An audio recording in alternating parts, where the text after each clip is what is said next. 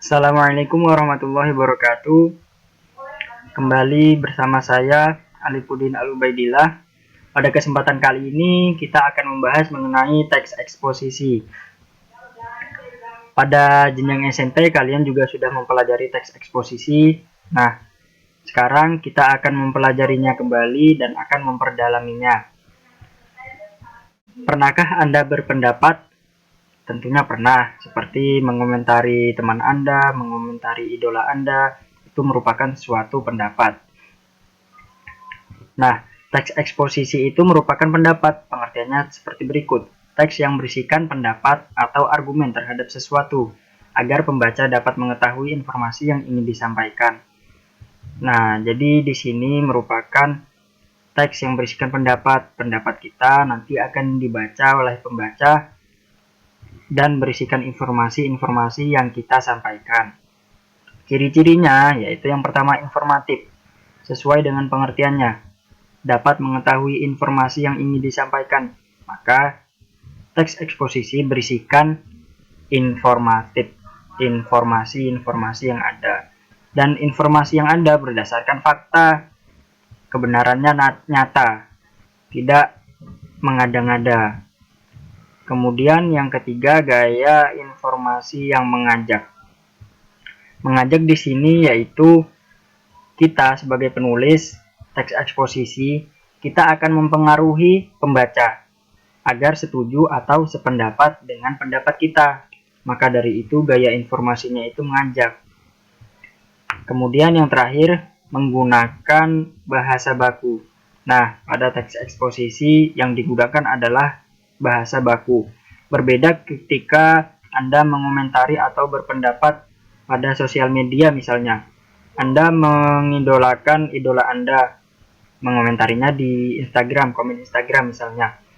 Anda akan menggunakan bahasa sehari-hari seperti wow, bagus banget itu sepatunya. Bahasa yang kurang baku menurut saya. Pasti Anda mengomentari idola Anda seperti itu. Nah, pada teks eksposisi yang digunakan itu bahasa baku, bukan bahasa sehari-hari. Kemudian struktur teks eksposisi. Di sini ada 3 struktur. Yang pertama yaitu tesis. Tesis di sini yaitu pernyataan. Kemudian argumentasi, argumen, dan penegasan ulang atau simpulan. Nah, pengertiannya sendiri yaitu yang pertama tesis. Tesis yaitu gagasan utama mengenai salah satu permasalahan berdasarkan fakta. Jadi di sini gagasan utama yaitu pernyataan yang pertama kita sebutkan salah satu permasalahan berdasarkan fakta. Jadi apa permasalahannya kita sebutkan sesuai fakta. Kemudian lanjut kepada argumentasi, penjelasan secara mendalam tentang pernyataan pendapat dan pengungkapan fakta sebagai penjelasan dari argumen penulis.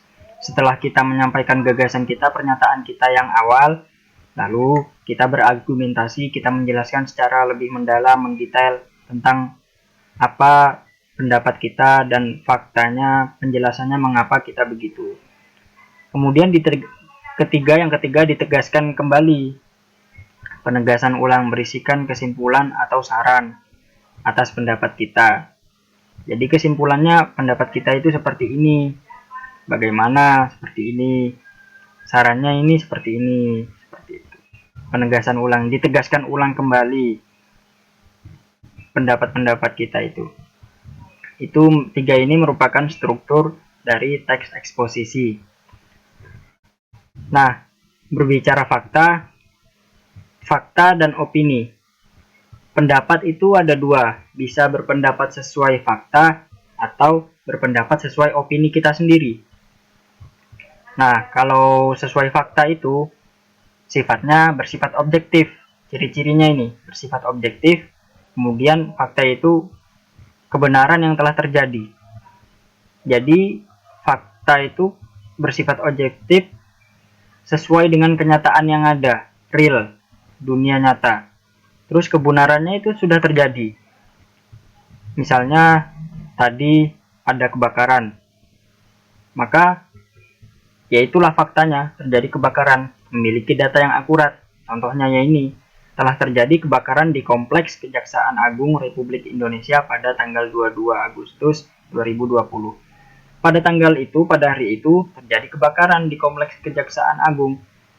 Kenyataan bersifat objektif dia, nyata, kebenarannya telah terjadi, sehingga menjadi berita. Telah terjadi, menjadi fakta, berita yang fakta, real, memiliki data yang akurat, itu merupakan fakta. Kemudian opini itu bersifat subjektif, hanya dari pandangan diri sendiri. Kemudian peristiwanya belum terjadi dan tidak memiliki data yang mendukung. Seperti, menurutku siang hari nanti akan hujan.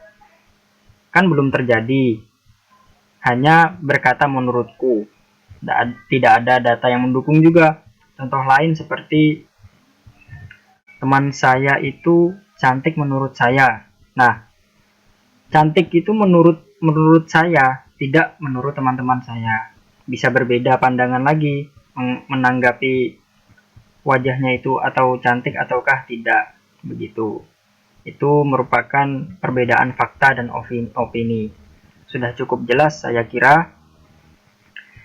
Jadi pada kesempatan kali ini telah dijelaskan mengenai teks eksposisi, pengertiannya, ciri-cirinya, dan struktur dari teks eksposisi. Yang pertama tadi ada tesis, yaitu pernyataan umum yang merupakan gagasan utama mengenai permasalahan suatu fakta berdasarkan fakta. Kemudian argumentasi tadi, yang kedua argumentasi, penjelasan lebih mendalam mengenai pendapat kita. Kemudian yang ketiga, penegasan ulang, berisikan kesimpulan atau saran tentang pendapat kita. Terus perbedaan fakta dan opini. Kalau fakta itu bersifat objektif, peristiwanya telah terjadi kemudian memiliki data yang mendukung. Sedangkan opini bersifat subjektif, hanya pandangan dari diri sendiri, peristiwanya belum terjadi, dan data yang ada tidak mendukung. Baiklah, sudah cukup pada kesempatan kali ini. Sekian dan terima kasih. Apabila ada salah kata mohon dimaafkan. Mudah-mudahan pembelajaran kali ini dapat dipahami dengan baik. Selalu menjaga kesehatannya agar dapat terus mengikuti pembelajaran dan dapat beraktivitas seperti biasa, tidak terganggu dengan adanya penyakit yang ada. Wassalamualaikum warahmatullahi wabarakatuh.